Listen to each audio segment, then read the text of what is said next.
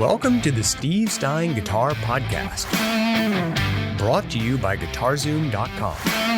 If you want to improve your guitar playing, keep listening. If you want to improve even faster, go to GuitarZoom.com, where you'll find all of Steve's premium courses, masterclasses, and memberships that'll help you quickly and easily improve your playing. Now here's your host, Steve Stine. I'm going live again. What we're doing now is we're going to be talking about chords. This is a workshop, a live workshop that I'm going to be doing every other day for the next week and a half or so. So we're going to be talking about chords. We're going to talk about rhythm, different things like that to try and develop those. I get a lot of questions about how to make chords better, or how to make chords cleaner, or how to get to chords faster, or how to make rhythm sound more authentic, all those kinds of things. And so what I did was I came up with a new guitar course. It's called Chord Mastery, and you can check it out at GuitarZoom.com. And so that's what we're going to be doing, is I'm going to be going through and giving you a bunch of different information to try and utilize to make your playing better.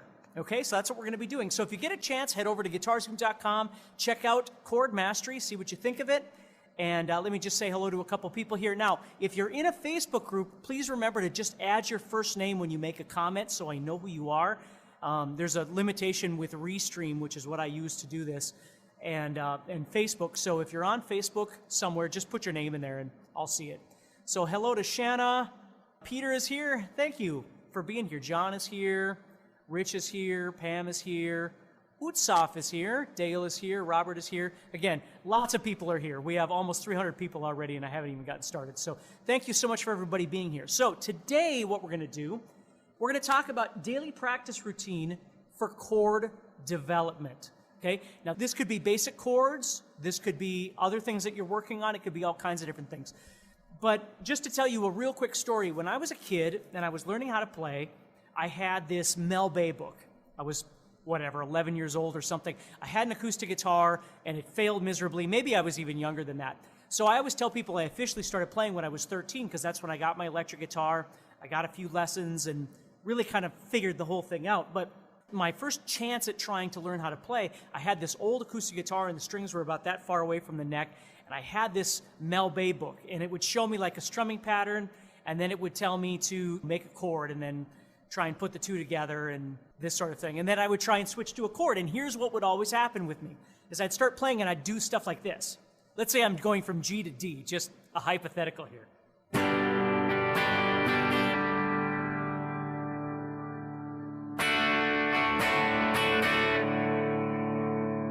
And I would sit and I would do that, and it was like I was never getting anywhere.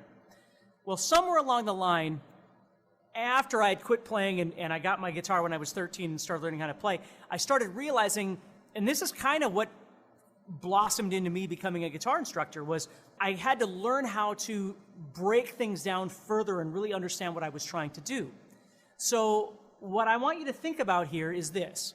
For the rest of your life, understand that your right hand and your left hand really aren't friends, right? They're really not padres, okay?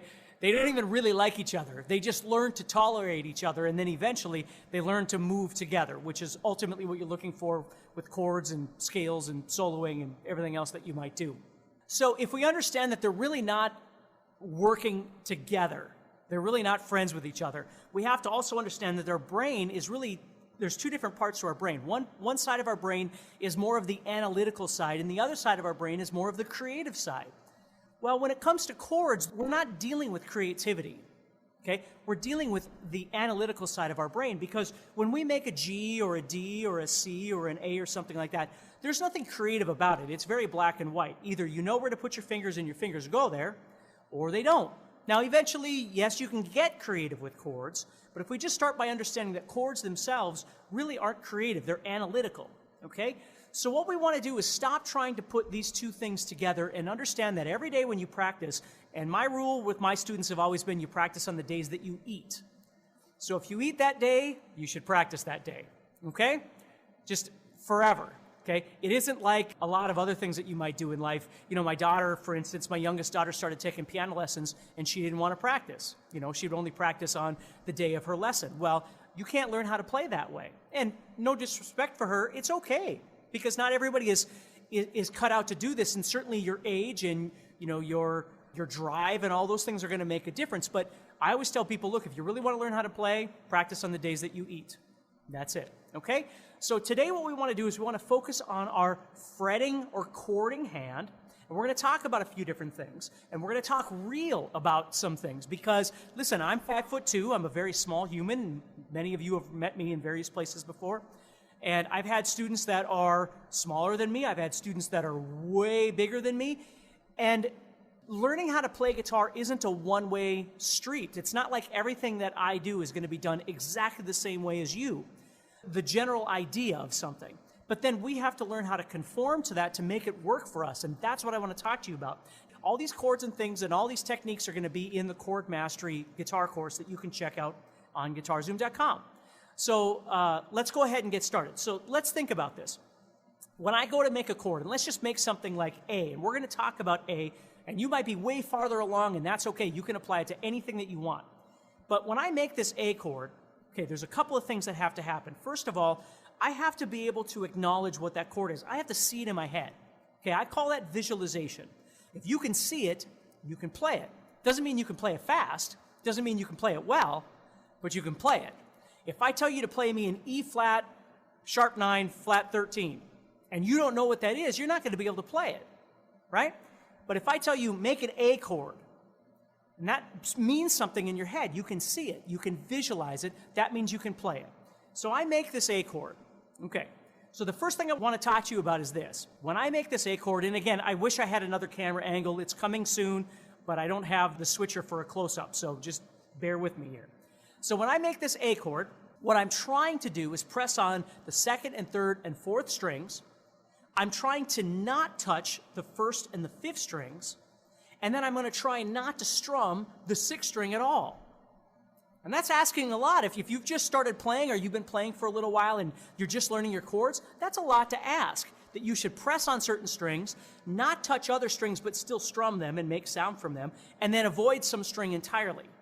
So that's what I want to first start off talking about. Now, when I make this A chord, you can see that I'm using my first, second, and third fingers. And this could apply to any chord again, okay? So I'm using my first, second, and third fingers. Now, sometimes when I make the A chord, I'll use my second, third, and fourth fingers. Why? Because they fit in there better. I don't know why. Sometimes when I make chords, my fingers just go there and they do whatever. But oftentimes when I do this, they'll fit better because my first finger is thicker than my pinky. So what I want you to think about is when you make a chord, even though the book or your teacher or whatever says you need to make it this way, and I'm not saying that they're wrong, but what I'm saying is you have to figure out in the real world what way is going to work best for you to execute it so it sounds good. So if I make this chord right here with these three fingers, this A chord, and I strum it, or pick through it, all the notes that I want are functioning. Well, how is that possible? Well, the first thing I want to talk to you about is your wrist placement. Now, when I'm making a chord like A, I don't want to be up like this because my wrist would be sitting like this. Therefore, my fingers are going to be laying all over the strings. I have to learn to bring my wrist downward so I am not touching this first string. I have to have space under here so I'm not touching this first string. Now, in order to get this wrist down here, I need to make sure that my guitar neck is up a little bit, my elbow is comfortable, my shoulder is comfortable, right? If I do this, understand that now this is all maximized here, and it's not very comfortable on my wrist. I'm going to hurt my wrist. So I want you to think about when you first play, again, this could apply to scales, to anything you want. You want to make sure that this guitar is in a comfortable position. Okay, I've got it all the way up against my body. I'm not turning it or something so I can see it, because again, that's going to make everything more difficult. I've got to have it straight up against my body so I'm ready to go. Okay, the neck is angled up a little bit, gives me a little bit of room, and if I was playing standing up, I would have that neck angled up anyway. Okay? So now I've got some room for my wrist to be down. My thumb is sitting back here. Now, if you have really big fingers, which I do not, I don't know what it's like to have big fingers, long fingers. That would be weird on my very short body, okay? So when I'm playing, you might be able to put your thumb up here and still be able to reach around like this with your wrist and be very comfortable, and that's awesome. I'm just saying, find a way that works for you, okay? Now, let's say, for instance, you had thicker fingers, right? I always like to talk about this NDSU. I live near Fargo, North Dakota, and we have a football team, NDSU. North Dakota State University. I used to teach somebody on the team, and this gentleman was very, very, very tall and very big, and one of his fingers equaled about 3 of my fingers. So I was teaching him how to play the A chord, okay? And when we went to play this chord, there's no way he was going to fit 3 fingers in there. There was no way, okay? They weren't even going to fit in the fret, let alone touch other strings. So for him, we tried to do 2 fingers, pressing on 3 strings with 2 fingers to make it work. Why? Because there's only 2 choices you have. Either you find a way that works or you stop playing guitar. And I don't want you to stop playing guitar. So you got to find a way that works. It might not be the way that I do it. It might not be the way that you envisioned you would do it, but you got to find a way that works. So he used 2 fingers. Still didn't work. His fingers were still too big. So he used 1 finger over those 3 strings. Now in doing that, this is my second thing. It's called string sacrifice. In doing this, playing with 1 finger, he could not get the first string to ring out like it's supposed to. He could place his first finger on there and play the chord, but he would not get the first string to work. Now, again, maybe over years of practice, maybe he developed the ability to do that. Maybe he didn't. But again, he's only got 2 choices. Either he finds a way that works, or he stops playing guitar. And I don't want him or you to stop playing guitar. Okay? So, in his learning how to play this chord, he had to sacrifice the first string. Now, why am I saying this? Because sometimes when you make a chord, especially when you first start practicing something, whatever it might be, it doesn't work exactly the way you want it to. And you have to find this happy medium between sacrificing certain elements of perfection to continue moving forward. As you continue practicing, a lot of times, a lot of these things will start falling into place. As you practice more, all of a sudden, your wrist will feel more comfortable, your fingers will feel more comfortable, you'll wind up in the right place as you're playing, and all of a sudden, these things will start working. And I find this very, very important when you're dealing with students that have only been playing from, 0 to a year or something like that, somewhere around there. Because if you don't deal with these things, they wind up feeling like failures. I can't do it the way you're doing it. It doesn't work for me the way you're doing it. Well, let's find a way that works for you. And maybe a week from now, or a month from now, or 3 months from now, you're going to find that my way actually works better for you as you continue doing this. Now, I'm not saying I want you to learn the wrong way. I'm saying I want you to be realistic about this chunk of wood and the body that you were given and the hands you were given to figure out what works best. Now, again, I'm going to move on from there, but just so you understand that. I see questions like this all the time where people are saying, hey, I'm learning how to play bar chords like a 5th string bar chord. And some of you will know exactly what I'm talking about. A 5th string major bar chord, but when I do it, I can't get that first string to work without sacrificing that 2nd string. Again, in the real world, you have to figure out what works best. If you were making a 5th string bar chord and you couldn't get the first string to work, but your 2nd string is working, that's okay. Work with that. Hopefully someday we can get that first string to work, but at least right now that you've got a sequence of 4 strings that's actually functioning for you. If you sacrifice trying to get that first string to work, and you sacrifice the 2nd string by trying to get out of the way, and now that 2nd string isn't working, the 2nd string, and again, I know I'm talking above some of you because you don't know what a 5th string bar chord is, but for those of you that do, if I'm making a 5th string bar chord, that 2nd string is 1,000,000 times more important than the first string. So the fact that you get the 2nd string to work is way better than sacrificing the 2nd string to get the first string to work. Do you understand what I'm saying? So when you're making chords, sometimes the last string or something might not work, but if you can get a sequence of notes that are functioning, that's okay. That's what we want. Okay? So, sacrifice. That's one thing. Okay? Originality. Okay? That's the other thing is you figuring out a way that works for you. That's what I want you to think about. So let's go back to this A chord. So now I've got this A chord, and maybe this first string is working, maybe it's not, but I do have all the rest of these that are functioning the way I want them to work. Okay? So once I've got that, what I'm going to do is I'm going to go with it. Maybe the first string isn't working, but I'm going to go with it. I want to start learning how to play guitar. Okay? And hopefully that first string, as I keep practicing and trying things, eventually it'll work its way out and it'll start working. Maybe it will, maybe it won't. But I've got a functioning A chord. Okay? And you've decided you want to use these 3 fingers, or you want to use these 3 fingers, or you want to use these 2 fingers, or whatever works. We're ready to go. Okay, so now, next step, which is what we really want to talk about today. is in your daily practice, what you need to do with your fretting or chording hand. Fretting mean I'm playing on frets. Chording mean I'm making chords, right? Whatever, however you want to think about it.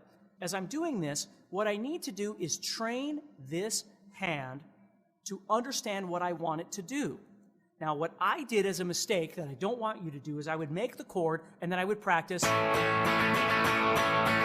whatever strumming pattern for 5 minutes, okay? And then I would make a different chord and I would strum it for 5 minutes, okay? And that's fine, but you're really not working on the ability of making that chord when you're doing that. You made the chord and then you forgot all about that and started working on strumming. That's a different thing. These two, they're not necessarily working together. So what you have to do is you have to focus on muscle memory, okay? When you make this chord, here's what I want you to do. You have got to see it. You have got to visualize it. Don't get caught in rock star syndrome. Rock star syndrome is when I get students that come in that for whatever reason they were told they're not supposed to look at their guitar when they play. That's like saying you should close your eyes when you drive, right? You need to look at what you're doing. Someday maybe you won't look at your... I'm not going to say every time I get on stage I never look at my guitar. I'm not a rock star, and that's not what I'm trying to do. I'm trying to play my guitar really well for people that want to hear me play. So sometimes I look at my guitar, sometimes I don't, but my goal is not to never look at my guitar. And certainly if you're just learning how to play, you should look at your guitar.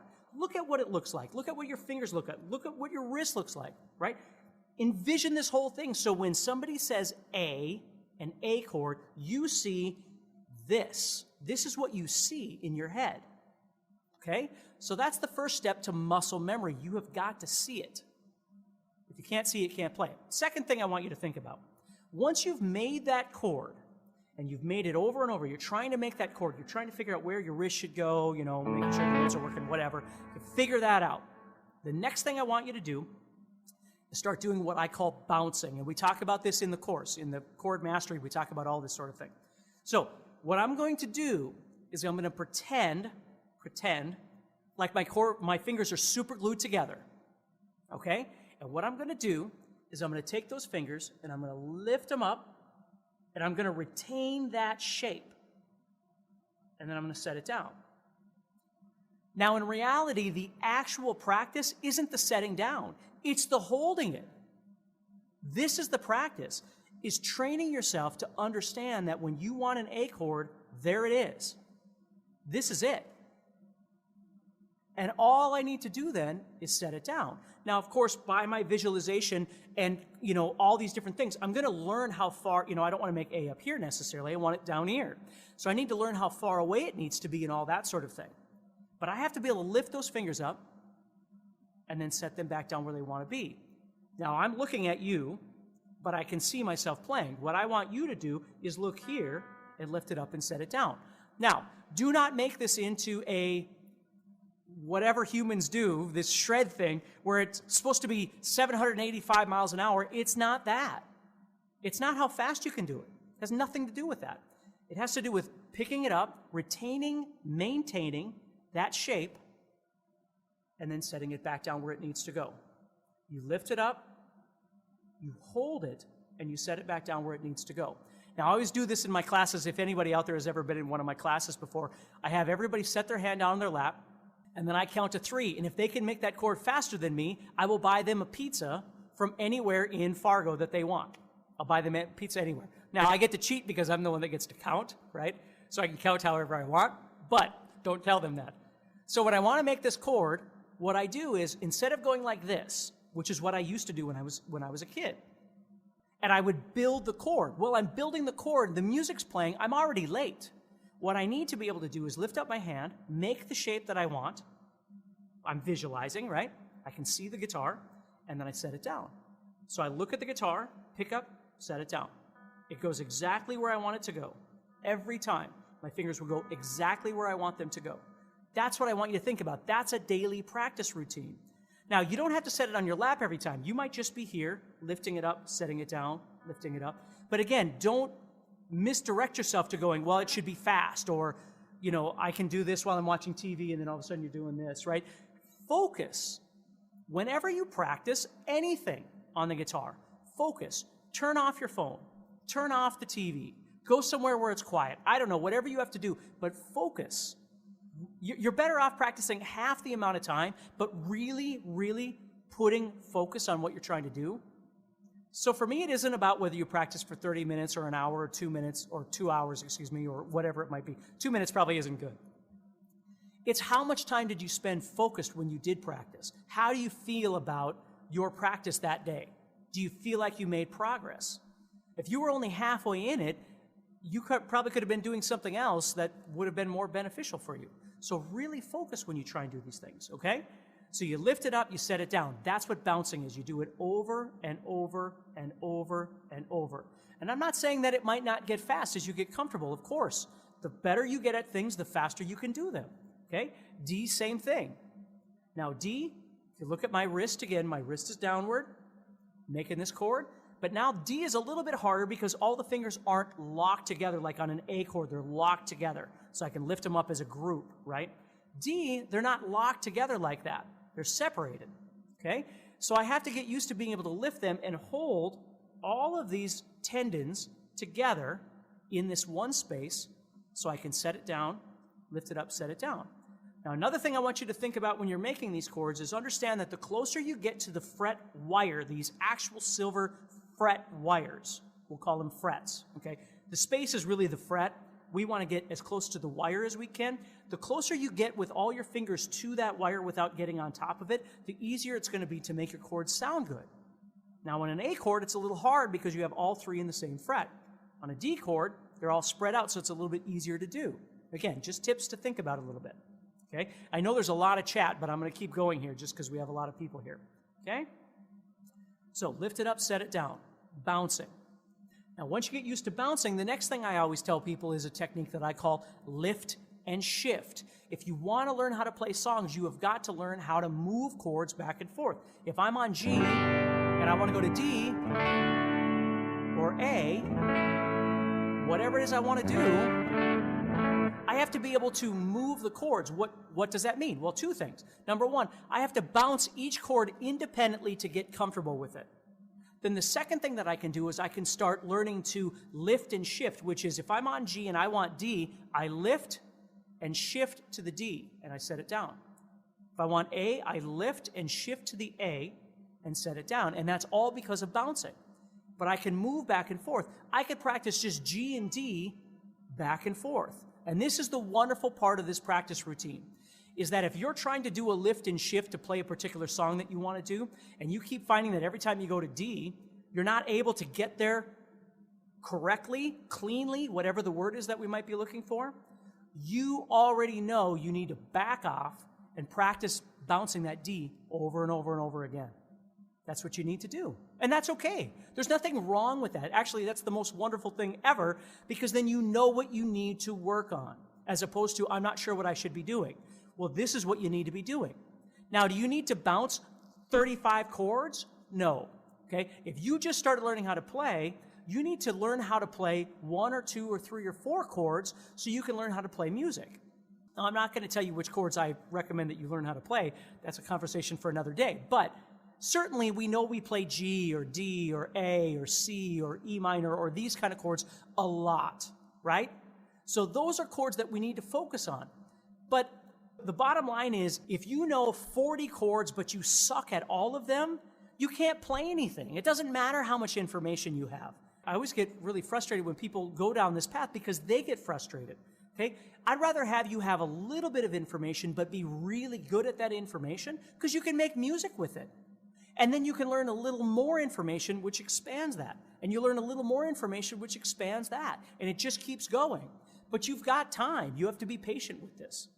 Okay? So G to D, bouncing. And then lift and shift. They move back and forth. Well, what you'll find as you do this, now this is my next thing here, convenience. When I'm on G, you'll notice I'm playing a 4-finger G. Now, you might play a 3-finger or something, and that's okay. Again, we talk about all this stuff in the Chords Mastery course, which is available through guitar-zoom.com. Somewhere on there, there's going to be a link for that. You can check that out. And please do, because if it helps you, I would love for you to check it out. Now, when I'm making this 4-finger G course, or chord here, and I want to go to D, what I already realize, and this is what I call a pivot point, is that my 3rd finger is already in the proper space when I move to D. So I wouldn't have to lift up this ring finger. I could leave it there and pivot on that third finger. Now, some of my students don't like to do that pivot. Some like to lift and shift. It feels better to them to lift the whole chord up and shift it, and that's okay. I'm just telling you these are options for you to think about when you're doing your daily practice routine, okay? So I'm lifting and I'm shifting, or I'm pivoting. Now, pivoting isn't always an option, okay? Now, before I go on to the next thing, I know there's so many people mentioning things out there, and I just have so much to go through here for you, but I just want to make sure I'm on the right place here. Okay, good. Perfect. So here's something else I want you to think about. When I make a D chord, it's like I'm driving a car. The wheel probably isn't that big, but you get the idea. So I'm on a D chord. My wrist is facing outward. My elbow is facing outward. Sometimes I even make a D with the thumb over the top, even though I tell people you should play with your wrist down. Okay? Why? Well, because it's comfortable for me to do it this way. If I was doing A, I'd probably have to shift down a little bit, though, to make sure that first string is available. But if I'm on D, I don't have to worry about that. So if you see my wrist come up a little bit, that's because it's comfortable for me, and I'm okay with that. You'll never see me do that on an E minor because I couldn't reach. I have to be down like this because of the size of my arm and my fingers and all that. I have to reach, I have to come around to be able to have space for those open strings. Now, here's what I want to show you, though. Here's your D chord, and you're going to be able to watch this later, whether it's on YouTube, Facebook, whatever. And we do have a Chords workshop Facebook group, and in there I go live just for that group. So if you want to join that group, you can always head over there. Just do a Facebook search for Steve Stine Chords Live Workshop or something it's called. And I go live there just in that group and answer questions and things like that in that group. So if you have more questions, please join that group and we can talk. Okay, so here's D. Now, if I wanted a C chord, if you've ever played a C chord before, a traditional C chord, that looks like this. Now, in order to play the C properly, if I left myself in this steering wheel position, it would be very hard for me to get this C chord to function properly. What I have to learn to do is take this elbow and my wrist inward. I turn inward. And when I do that, watch what happens to my fingers. See how these fingers now are facing this direction? Look at my guitar neck, look at these fingers. If I do this, that makes for a great D chord. But it makes for a terrible C chord, because look at this finger all the way down here. If I turn this direction, they'll fall right into place. So you have to think about this. Now, again, because we're all different size, some people are taller and the guitar is smaller on them, or your stomach might, and I'm not being disrespectful, I'm being honest. If your stomach sticks out a little bit, you might not have as much room to get the elbow in there, and you might have to turn the guitar out a little bit. You have to find a way that works for you. I only know what it's like to be me. I don't know what it's like to be anybody else. But when I make a C chord, I know I like to be able to turn that elbow inward to make room for that. G, I'm okay this way. C, I want to be this way. D, I'm okay this way. And when I play, watch what happens to my elbow.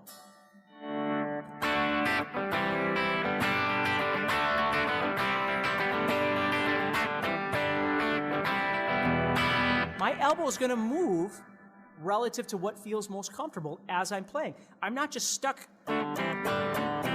in one spot like this. My body is free to move to make this work as best I can. So those are some chord daily practice routine tips that I want you to think about when you're practicing. Whether you're doing a bar chord, which we're going to talk about in one of the other segments coming up, or you're playing a scale. Now, scales are different because, of course, you're playing single note things and stuff like that, but I do this sort of thing all the time, okay, where I'm just practicing bouncing. I'm practicing routines over and over and over that doesn't really have to. Now, again, eventually these two do have to come together, right? No doubt about it, but this is just our first workshop, and we're just learning how to do some things to make our chords faster and better, okay? So hopefully that makes sense. I got a couple questions here. If we already know 9th and 7th chords, how can we create chord progressions with these chords? Well, I'm not sure what you mean by that. You'd have to know a little bit about your theory or not, right? I mean, you can make up. Bottom line, when it comes to creativity, making things up in general, you can make things up without any knowledge of anything, and you might come up with some super cool stuff. But it is possible that a little bit of knowledge, which we call theory, can help organize your thoughts a little bit on knowing when you could or should do things. That doesn't mean that that's the ruler of rules. I don't know what the word is I'm looking for here, but for me, I always remind people that rock and roll wouldn't exist if it wasn't for the lack of rules, okay? But that doesn't mean that there aren't times when understanding theory can be very, very, very important, because there are times. It just depends on the situation that you're dealing with. So, what is recommended to get better switching between open chords and bar chords? Bouncing, lifting and shifting. If you want to make a bar chord, you bounce that bar chord over and over and over again.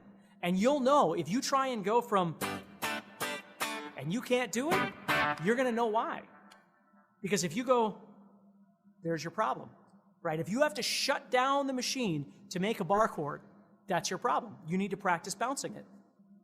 They're not exciting answers, but they're the answers. It's the truth. These are things that will help you, okay? Steve, you do pretty well for short fingers. Listen, I always told myself that I wasn't going to be hindered by the size of my fingers or the size of my body to be able to play guitar, because a lot of the guys that I grew up listening to, like Anthrax and Angus Young and all kinds of people, there were more short people than there were tall people playing in a lot of these rock bands. Iron Maiden, all this stuff, if you've ever met these people. They're not tall people, you know, a lot of them. So you got to find what works best for you, but sometimes you got to find a way that works for you that maybe is different than the way that your teacher is doing it or whoever. You just have to really explore those sorts of things, okay? How about a good way to bounce the B chord? Same thing. They're all the same thing. It doesn't matter what chord you're trying to work on. What I will say is if you haven't developed like some fundamental open chords and things like that, and you're trying to play some crazy bar chord, I'm not saying you can't. What I'm saying is the guitar, because of the way the guitar is created, the one thing I would remind everybody is learn how to play some open chords and learn how to play a bunch of songs. Because another thing we're going to be talking about very soon here, I think on Wednesday, is rhythm. You've got to learn how to put these things together.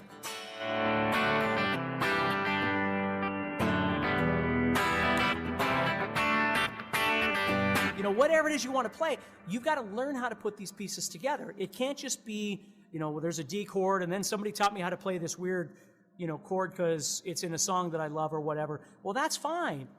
But it's hard to bring that kind of stuff together into one cohesive place that you can actually use the information. That's why oftentimes if we're learning a G, we'll learn C and D and E minor all at the same time, because we can play songs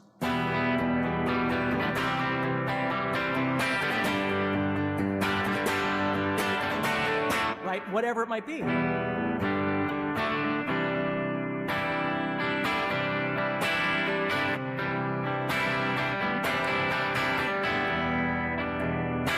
Right?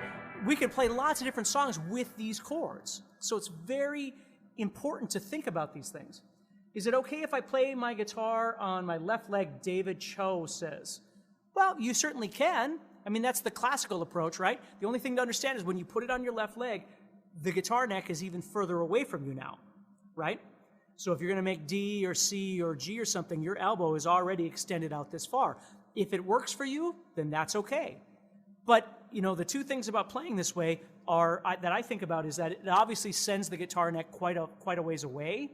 And the second thing is that when I play standing up, I don't play with my guitar over here, I play over here. Now, this isn't exactly the same as this. It's not. It's somewhere in between those. But again, I'm not going to say it's right or wrong. You have to figure out what works best for you. If you were a private student of mine, I would tell you to start trying to learn to play on your right leg to centralize this so it makes it easier to reach. But listen, I've taught many students, which may even be on this call, and they learn how to play on this leg, and that's okay. It's just whatever works for you, okay? So hopefully that helps you a little bit. We're going to stop there. Please do me a favor. And again, you can join the Facebook group. It's called Steve Stine Chords something. Look up Steve Stine Chords on Facebook and you'll find it. And do me a favor and check out the course. Go to GuitarZoom.com, check out Chord Mastery. There's going to be a link somewhere around here, and you can see that and see if it's something that would help you. Otherwise, 2 days from now, on Wednesday at 10 a.m. Pacific, noon Central, my time, I'm going to be going live again, and let me tell you what we're going to be doing. because I got it written down. Daily practice routine for rhythm development. So we're going to be talking about rhythm, groove, organic strumming, dynamics, all these different things to make your strumming, now this is my strumming hand now, to make your strumming sound real, to make it sound authentic. Not just strumming patterns. Not that those are bad, but we're going to talk about some other things and not just strumming patterns, okay? So anyway, everybody take care, stay positive, and I will talk to you all on Wednesday. Remember, mark your calendars and join me so we can hang out again on Wednesday at noon Central, 10 a.m. Pacific. Next time on the Steve Stine Guitar Podcast, but what we're going to be doing today is I want to give you some ideas of some things to think about with your rhythm playing. Now, the last session we talked about chords and how to optimize your chord playing, things like that. What we want to do today is we want to try and dig in a little bit more and talk about rhythm. And I'm going to tell you something that I did wrong and try and help you so you don't do the same thing, okay? Awesome. Lahul is here. Josie is here. Harsh Deep is here. All right. Catherine is here. Hi, Catherine. Awesome. Just checking to see, looking through this. Okay. And Carl is here. Hey, Carl. All right. We already have a number of people on here. So let's go ahead and get started. So when I first started learning how to play, and I told you a little bit about this in the last session, first of all, before I even get going here, I just want to remind you that everything that we're going to talk about today is on this course, okay, this chord mastery course. It's in there. And what you can do if you want to, you can get access to this course plus 40 additional courses when you sign up for a free trial at guitarzoom.com. So all you need to do is head over to guitarzoom.com. You're going to see a big Get Started button, and you can try it. It's a premium membership. You can try it for free, okay? See if it's something that you're interested in. So when I first started learning how to play, I was learning how to play patterns like often people do. You know, I was learning that sort of thing. And I'm not against patterns. If that's what you need to do to learn how to play, I think that's totally fine. But somewhere along the line, you have to learn how to listen to the music and respond to the music with something that feels more comfortable. And what I did wrong, not only learning how to play through patterns, but when I first started teaching, go back to when I very first started teaching, I had a class, and it was a very successful class, and I made my own book and all this sort of thing, and then I had some subsequent classes that came afterward. If you enjoyed today's podcast and want to learn guitar even faster, go to guitarzoom.com and click the Get Started button to get access to courses that are right for your interest and skill level. Again, go to guitarzoom.com and click the Get Started button.